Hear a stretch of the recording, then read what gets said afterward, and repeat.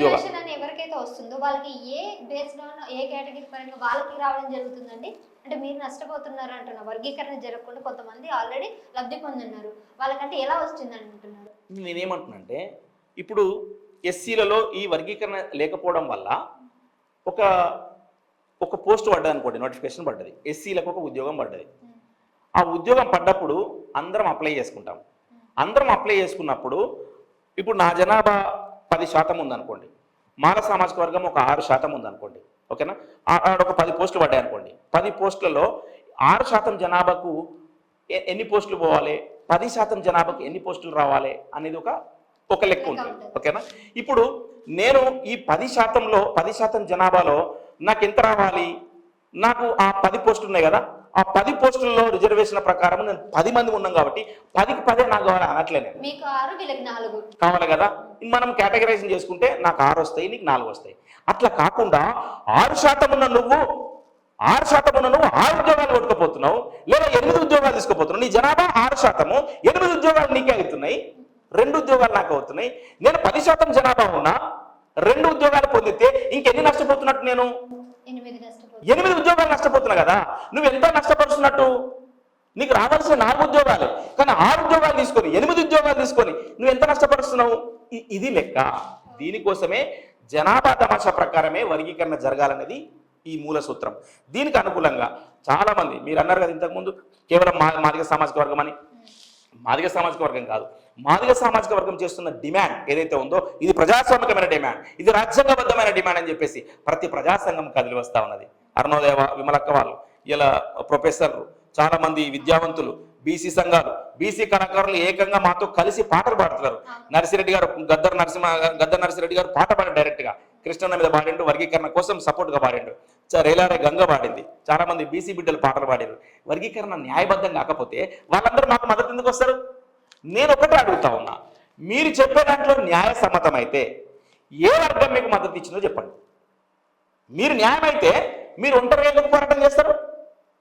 మీరు ఒంటరిగా ఎందుకుంటారు? మీ దిక్కు సమాజంలో ఏదో ఒక సామాజిక వర్గం మీకు సపోర్ట్ ఇవ్వాలి కదా, ఏదో ఒక ప్రజా సంఘం మీకు సపోర్ట్ ఇవ్వాలి కదా, ఏదో ఒక రాజకీయ పార్టీ మీకు సపోర్ట్ ఇవ్వాలి కదా. ఏ పార్టీ మీకు అండగా ఉంది చెప్పండి. మీరు చెప్తున్న వాదనకు ఏ పార్టీ మద్దతు చెప్పండి. వర్గీకరణ కాదనుకునే పార్టీలు, వర్గీకరణ వద్దు అని అనుకునే ఒక రాజకీయ పార్టీతో చెప్పగలరా మీరు? వర్గీకరణ వద్దు అని ఒక ప్రజా సంఘంతో చెప్పగలరా వీళ్ళు? కేవలం వాళ్ళే ఇది వద్దు, ఎందుకంటే ఇన్ని రోజులు లబ్ధి పొందినాం, మళ్ళా లబ్ధి పొందాలి. అది ఒక పిడివాదము. నేను పట్టిన కుందేలకు 3 కాళ్ళు. ఈ తోవలో వాళ్ళు ఉన్నన్ని రోజులు ఆ సమాజాన్ని వాళ్ళు మొత్తం సమాజం నుంచి, ఆ కులాన్ని మొత్తం సమాజం నుంచి వాళ్ళే స్వతంత్రంగా దూరమయ్యే పరిస్థితులు తీసుకొస్తున్నారు. ఇది మంచి పద్ధతి కాదు. ఈ సమాజంలో మనందరం అన్నదమ్ములా కలిసి ఉండే వాళ్ళం, కలిసి ఉండాల్సిన వాళ్ళం, భవిష్యత్తు ఇంకా గొప్పగా నిర్మించుకోవాల్సిన వాళ్ళం. ఆ గొప్ప భవిష్యత్తును నిర్మించుకునే దశలో ఇంత విఘాతం కలిగిస్తే రేపు రానున్న తరాలు వాళ్ళకి మనం ఎట్లాంటి సందేశం ఇస్తున్నాం మనం? ఇది మనం అర్థం చేసుకోవాలి. లగ్గమైన చేత్తై ఇవి లడాయైన చేత్తై, లగ్గమైన చేత్తై ఇవి లడాయైన చేత్తై, ఆ పెళ్లి డప్పు కొట్టినట్టే సాగు డప్పులు కొడతాయి. ఎయిర దరువు ఇది డప్పులల్ల దరువు, ఎయిర దరువు ఇది డప్పులల్ల దరువు, ఇది డప్పులల్ల దరువు ఇది సప్పుడల్ల దరువు, ఎయిర దరువు ఇది డప్పులల్ల దరువు. లక్ష సాధన కొరకు లక్ష డప్పుల దరువు, ఎయిర దరువు ఇది డప్పులల్ల దరువు, ఎయిర దరువు ఇది సప్పుడల్ల దరువు. కాపుల ముసలి తల్లి అవ్వ కాలముడి సత్తే, కాడు వెరిసినాది ఇది పాడే మోసినాది, అంటరానియకున్న కంట నీరు పెట్టినాది. ఎయిర దరువు ఇది డప్పులల్ల దరువు, ఎయిర దరువు ఇది డప్పులల్ల దరువు.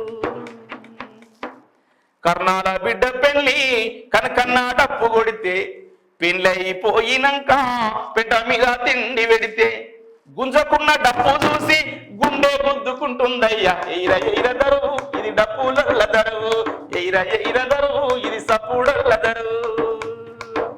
గజ్జల సప్పుడింటే ఇది గంతులేసే దరువు, గజ్జల సప్పుడింటే ఇది గంతులేసే దరువు, ఇది దుంకులాడే దరువు ఇది దుమ్ములే పెదరువు, ఇది దుంకులాడే దరువు ఇది దుమ్ములే పెదరువు.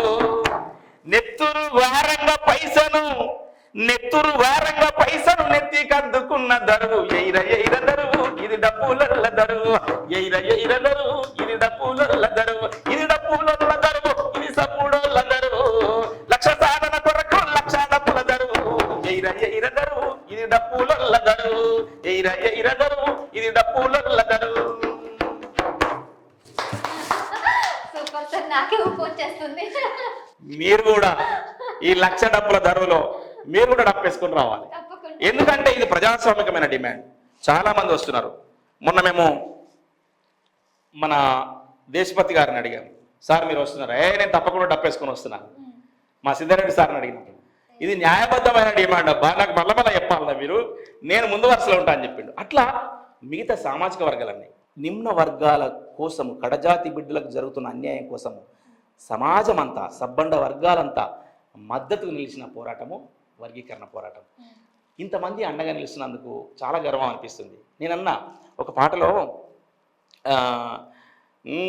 నా కులము ఆపతి వడ్డదోయమ్మ, సబ్బండ జాతిని మద్దతడుగుతున్ననోయమ్మ, కిర్రు కిర్రు చెప్పునోయమ్మ, ఈ మనిషి కాళ్ళకు మెత్తనైనా పరుపునోయమ్మ, నా తల్లిదండ్రులు మాదిగోళ్ళమ్మ, ఈ ఊరి కావల మురికి కుంటలో ఉంటారోయమ్మ, శర్మ మొలిసి చెప్పు చేసి కలిగినోళ్లకు కానుకిచ్చి ఉట్టి కాళ్ళతో తిరుగుతున్నా ఎట్టి మాది గోళ్ళ బిడ్డను కిర్రు కిర్రు చెప్పునోయమ్మ, ఈ మనిషి కాళ్ళకు మెత్తనైనా పరుపునోయమ్మ, నా కులము ఆపతి వడ్డదోయమ్మ, సబ్బండ జాతిని మద్దతడుగుతున్ననోయమ్మ, సబ్బండ జాతిని మద్దతడుగుతున్ననోయమ్మ.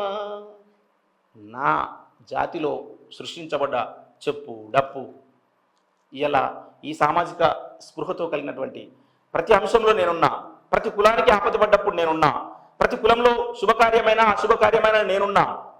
ఇలా నేను ఆపద పడ్డా ఈ సబ్బండ జాతులను మద్దతు అడుగుతున్నా. ఫిబ్రవరి 7వ తారీఖు రోజు జరగబోయే మహత్తరమైనటువంటి సాంస్కృతిక పోరాటం, లక్ష డప్పులు, లక్షనే కాదు లక్షల డప్పులు రాబోతున్నాయి, వేల గొంతుల పాటలు గర్జించబోతా ఉన్నాయి, లక్షల డప్పులు దరువు మోగబోతా ఉన్నది. దయచేసి అందరూ మద్దతు పలుకుతున్న ప్రతి కుల సంఘానికి, ప్రతి ప్రజా సంఘానికి, ప్రతి రాజకీయ పార్టీకి అందరికీ నేను సెల్యూట్ చేస్తా ఉన్నా.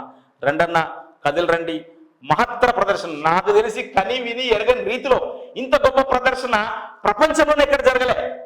లక్షల డప్పుల ప్రదర్శన ప్రపంచంలోనే ఎక్కడ జరగలే. ఇది ఒక గిన్నిస్ బుక్ ఆఫ్ వరల్డ్ గా మిగిలిపోయే కార్యక్రమం. రండి ఈ మహత్తరమైన కార్యక్రమంలో భాగస్వామ్యం అవుదాం అని చెప్పేసి ప్రతి ఒక్కరికి నేను పిలుపునిస్తా ఉన్నా. గ్రామాల నుంచి తప్పకుండా రండి, అవి వచ్చేటప్పుడు సంఘకు డప్పేసుకొని రండి అని చెప్పేసి తెలియజేస్తా ఉన్నా.